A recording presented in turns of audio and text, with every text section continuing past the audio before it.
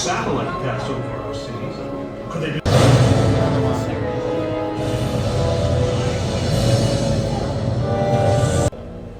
And they may well ask, why climb the highest mountain? Why 35 years ago, fly the Atlantic? Why this Rice Plate, Texas? We choose to go to the moon. We choose to go to the moon. 1968. Mankind is about to leave his planet behind and journey to another. Communications checks for the Apollo astronauts in the cabin and communications outgo. 5 launch vehicle begin traditional. Status will increase at all aspects of building up. Specialized at this time is 167 mile flight. We have the power transfer now on the flight batteries within the launch vehicle.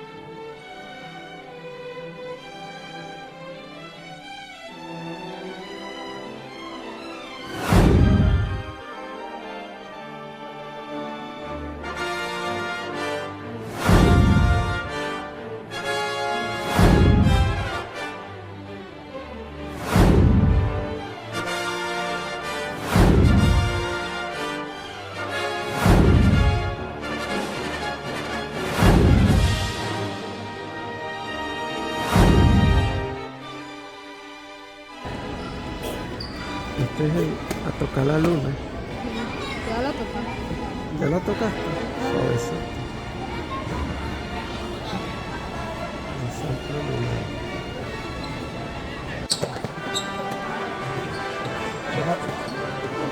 ¿Cómo no?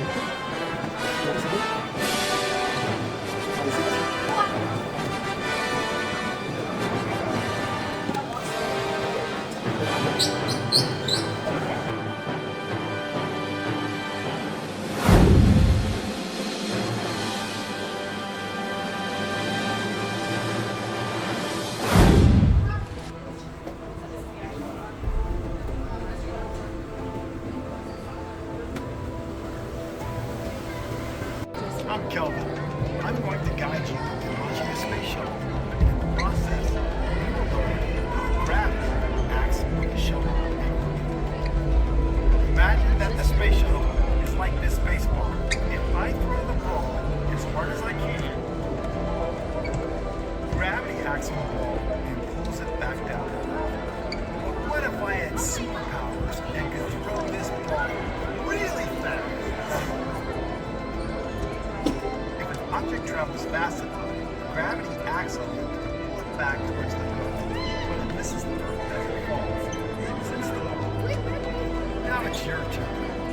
How fast do you think the space shuttle needs to go to achieve a circular orbit around the Earth? Use the slider on the screen to select your velocity and launch the shuttle. There's a sweet spot between 1 and 10 miles per second.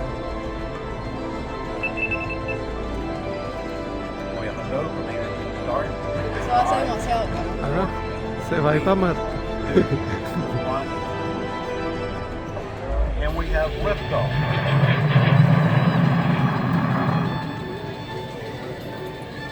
Whoa, way too fast. The shuttle has escaped Earth's gravity completely. Incorrecto, se fue para. Traveling in space. Hay que hacer 5 segundos.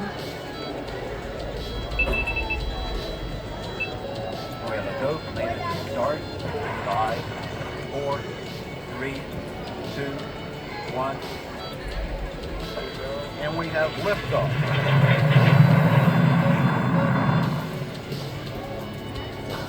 Whoa, way too fast. 5, Yari. Escaped Earth's gravity completely and is traveling in deep space.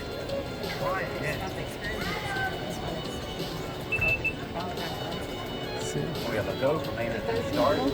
5, 4, 3, 2, 1. And we have liftoff.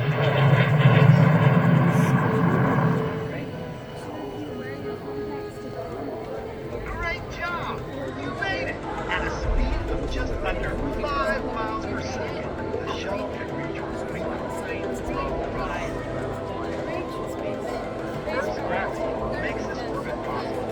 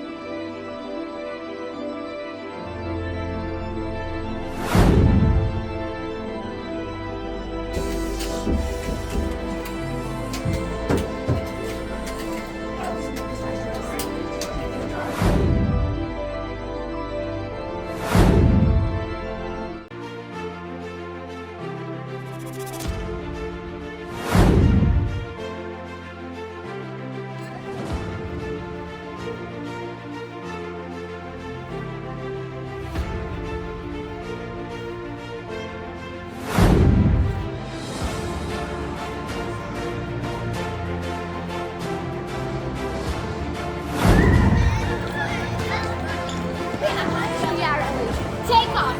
That's actually where it's at.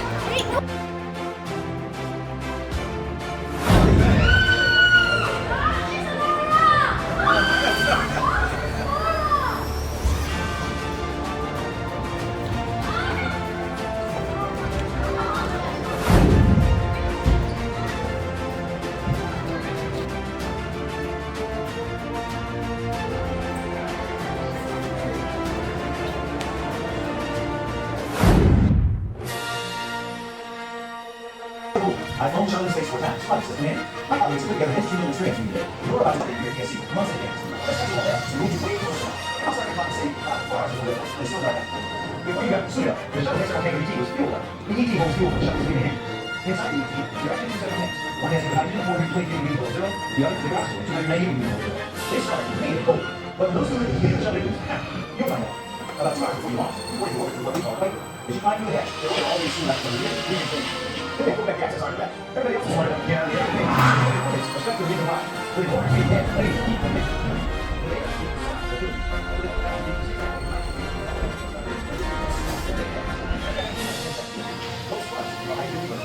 They don't verify our exposure rate. Pay access to around here. That's 96.6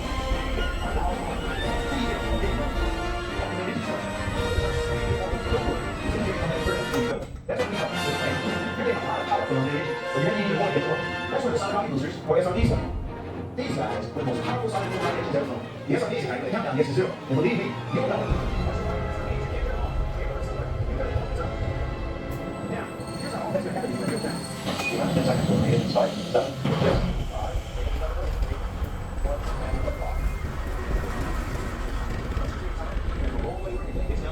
All the acceleration pushing you in, you see, you probably feel it. What's that? Then it's launched. Your next is what we call next year. Here, the whole doesn't run as tight as here. Speed. This way now, we found out the engines and they take immediately to the state. What's your next one next year?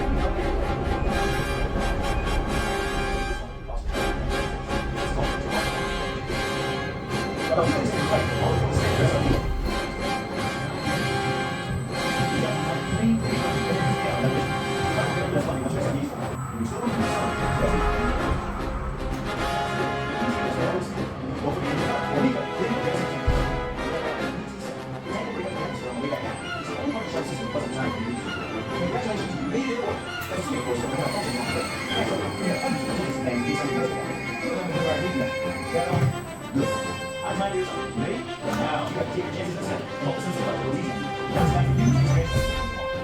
From inside the shuttle. Cool. I've flown the shuttle in space 4 times, twice as command. My colleagues have put together an interesting little experience for you today. You're about to take your PSC months in advance. Just got you all that. Move you way close to one. Outside your colleagues say, 4 hours before lift. They still right out. Before you got the suit up, the shuttle takes our tank ET was fuel up. The ET holds fuel for the shuttle's leading engines. Inside the ET, there are actually 2 separate tanks. One has capacity 423 degrees below zero, the other, they're actually 290 degrees below zero. They start completely cold. But those two get the shuttle out. You'll find out. About 2 hours before you launch, before you go to what we call flight, as you climb through the hatch, there will always seem like it's then they pull back the access on back. Everybody else is smart enough to get out of the air. Especially the reason why. Within 400 feet of the air, planes and heat from the engines will kill you. Within 800 feet, the sound will kill you. Within 4,000 feet, the same amount might kill you. With all the helicopter vibration, but it's very much now. So I'm getting ahead of myself. I'm getting ahead of myself. Those squats are hydrogen burns, those sparklers. They don't prevent a fire or explosion by burning off any excess fuel around your vehicle. At T-minus 6.6 seconds, a loud roar and feel a big boom. After the engine start, you'll feel the shuttle swinging forward. But don't worry, it's engineered to come back vertical before you go. That's what we call the twang. You're getting a lot of power from those big engines, but you're going to need even more to get to work. That's where the solid rocket boosters, or SRBs, come. These guys were the most powerful solid fuel rocket engines ever flown. The SRBs ignite the countdown gets to zero. And believe me, you know.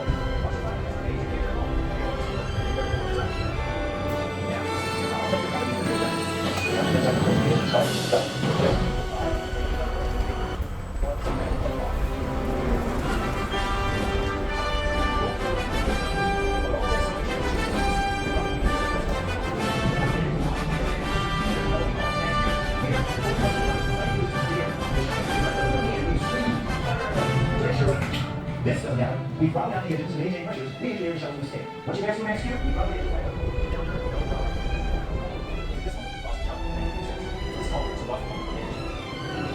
About 2 days into your flight, all the fuel is spent for SRBs.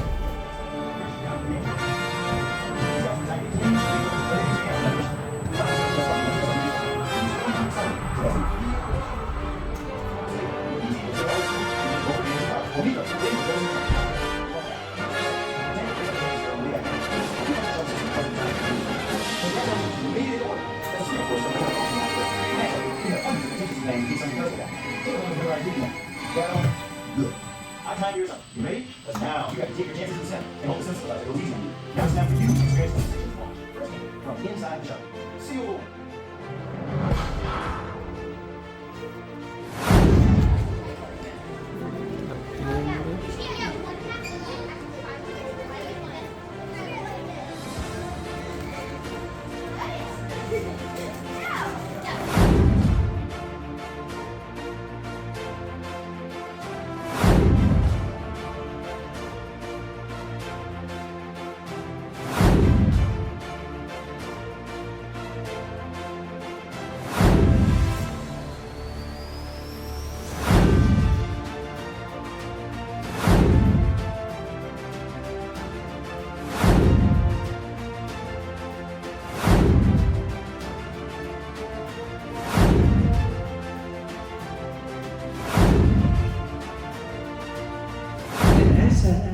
Any question on your mind, anything from launch to landing, crew selection, training, how's the food up there, anything on your mind. So if any questions occur to you during our presentation, please feel free to raise your hand. Glad to have you here. And this is just what Nick said. This is an informal meeting, so you can ask me anything you ever wanted to ask me. give you a truthful answer to the best of my ability. I've got my coffee, got my comfortable chair, so I'm just going to relax and let you guys ask me questions. I'm going to ask your first question for you, just to break the ice. Terry, did you ever see any aliens in space? Yeah, I warn people, I always answer that truthfully, and my truthful answer is yes, I did. I flew with 2 Russians. It's my best space job. So with that, Nick, I'm ready. Who's got a question? Yeah, if you have a question, feel free to go ahead and raise your hand. I'll bring the microphone to you. Questions about launch, landing, and anything in between. And let's start right here in the center. What was the most important thing you did as a child to support becoming an astronaut? Yeah, that's a good question. I tell you, the most important thing turned out to be nothing I was in control of. It was random assignment.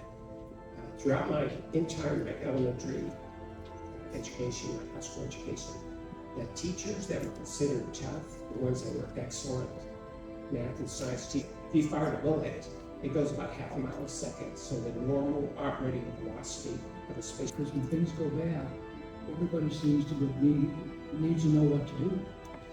Yes, our training teams are very thorough. You're usually assigned to a 5-year ahead of time. And so your training team, they and the commander look at all the list of attacks. Some of that, soap and water into a face cloth and wash yourself. And then you put that in a wet bag for return and put clean water into a different one and you wipe all that off and dry yourself off. I think the last shower they had was in Skylab. That was kind of a nightmare because, water doesn't drain down into a drain, it floats everywhere. And what did you say, that 4 hours to clean it out? Bill Pogue said taking a shower in that Skylab shower could take anywhere from an hour to an hour and a half. Just, all the cleanup that was involved post-shower. And he told me a story, the nozzle he had a squeeze trigger, and every time you squeeze the trigger, 1 spray of water would come out. So he said he held it at arm's length and he pushed the trigger, and the spray of water came out of the nozzle. But on the way halfway to him, it all coalesced into a single ball of water, and it hit him like a blob of jello, he said, and it just kind of spread out over his chest. So you find out all kinds of neat things even when you're doing the most mundane stuff up there. Yeah, so the other thing, for shampooing your hair, we have dry shampoo. Squirting your hair, you don't wash it out, you rub it in and wipe it off, and that's it. By the way, for everyone here, I'm an astronaut. Nick is a historian, so if you ask me questions about Mercury or Apollo or Gemini or something like that, I would refer to the expert in the room. What's right here? What would you say was your most dangerous mission, if you have any? Most dangerous mission? They're really all the same. The big risk, of course, is ascent and entry. And for the middle 2, all 3 of the last ones, you're going to rendezvous and dock with a space station. You're both doing 17,500 miles an hour. You have to approach this space station. If you're off just a little bit, then you will hit the space station in the wrong place, or plume their solar rays or the radiators and cause mechanical damage.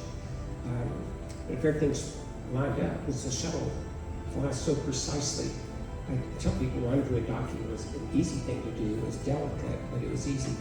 And it was delicate because when you got close, if you gave too many braking pulses, when you fire a jet, that's how you move in space, that's how you fly that ship. And so as you brake, that means you fire pulses toward this space station or the mirror, and you run the risk of causing mechanical breakage in their radiators or their solar panels and stuff. This is a delicate thing to do, but frankly, the procedures are worked out so well, and the control you have in the shuttle, the precise control, makes it pretty easy. But that's a danger you don't normally have. Rendezvous and docking with another spacecraft, so ascent entry and docking, and you're in control during the rendezvous and docking. Ascent entry, the autopilot has that. You're trying to take control, stuff goes wrong, but we never had anything with the autopilot go wrong during any ascent or any entry. You take, by the way, when you come back, autopilot brings you in, and then just as you're getting over the runway, you're about 40 or 50,000 feet, you just go subsonic. So you're supersonic all the way till the end, you go subsonic. That's when the commander takes control. The commander flies the rest of the way down to the runway and lands it. The auto brings you through the atmosphere. You're trained and you can fly. Reentry, matter of fact, I think, was it Joe Henry? Joe Henry did, yeah. It's just 3, was that right? Yeah. The third flight. Oh, I'm sorry, 2. 2? So, you do S-turns, and you have needles you can follow to make sure, it gives you, it's like a flight director needle. You just keep the needle in the center, and you should be okay. But that had to be proven that you could manually fly. So Joe Henry, he was a former X-15 pilot, and they flew out of the atmosphere, or their astronaut wings, and re-entered manually. So he was the perfect guy to demonstrate that you could fly out to the atmosphere manually. So it was demonstrated, and we were all trained to do it. We just never had to do it. That would have been another big risk. Question here? Why did it so the ship? Each of these puts out a little over 2.5 million pounds of thrust. The 3 main engines together put out 1 million pounds of thrust altogether. You have over 6 million pounds of thrust. When you launch, the main engine's like 6 seconds before launch. That's to give the onboard computers time to check them out, make sure they're all working. Because if one of them's not working right, you're not going to make it to orbit. And so you check them out, and if they are working correctly, they let the solids light with their over 5 million pounds of thrust. It takes 8.5 minutes to get to space, and you aren't going for altitude, you're going for orbital velocity, 17,500 miles an hour. The first 2 minutes, the solid rockets provide most of the thrust. They each have 1.1 million pounds of solid rocket fuel. In 2 minutes, that's all burned up. And then you detach the solid rockets. There's little explosive bolts where they're connected. They blow, the solid rockets fall away, and a parachute popped out of the nose, and they floated down into the Atlantic Ocean. We always pre-positioned 2 ships in the Atlantic Ocean. Near where they would come down, those ships would grab those solid rockets and bring them back to Cape Canaveral to be examined and then refurbished for future launch. So once they blow, the only thing that's left is the fuel tank and the orbiter itself with its 3 main engines burning. Once you actually get to space, you hit your orbital velocity, your target velocity, then the engines shut down automatically. We didn't have to do that, they shut down right at target velocity. And then the external tank was blown and detached from the shuttle. And then the shuttle gave an impulse to get away from the external tank, and then some plus X pulse to fly away from it further. And that external tank fell back into the atmosphere and burned up, broke apart, and that was over the Indian Ocean. So that's how we wind up in space with just the orbiter itself. The solid rockets at 2 minutes, they're detached. Parachute down into the Atlantic, we recover them. The external tank we get rid of once we get to our target altitude velocity. And then we all basically burn to the same thing, and then we do subsequent burns to circularize the orbit and then to raise it up to the altitude that you want. Space station is always up about 200 miles, and so you're going to go up to 200 miles to chase it down and then rendezvous with it. And so this asset seems like it goes by really fast. After a while, my face hurt. I was thinking, that's weird. Why does my face hurt? I realized because I was smiling.